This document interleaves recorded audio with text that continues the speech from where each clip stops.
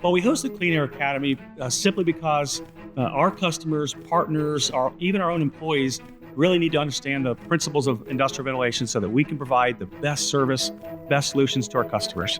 When someone attends the Clean Air Academy, they should be able to walk away with a really good understanding of the fundamentals of industrial ventilation, what it takes to design hoods, ductwork, the dust collector itself, the fans, and be able to marry that all together into a really well-working dust control system. There are very few out there who kind of have the level of expertise that you guys have. And it's a very valuable thing for you, your company, and the future of anybody in the HVAC industry, knowing how it actually would work and function and assimilate into what we can provide and design. What we do is we're going to leverage that with our clients. For what we've been trying to achieve at Toyota for Clean Air, from my takeaways the first time I took this academy through my workings with RoboVent, we've really locked in a lot of improvements over the last 6 years. We're hoping to take that to the next level and advance even further.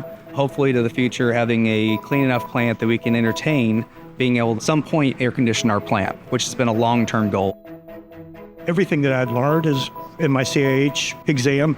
I'd be very likely to recommend somebody coming here. There's some very good information. Your instructors are good, they're smart, they know what they're doing.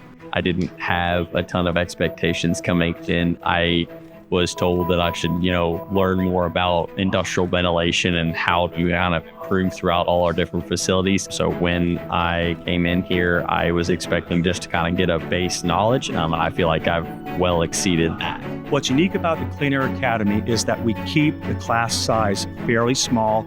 So it's an intimate setting, intimate group of people.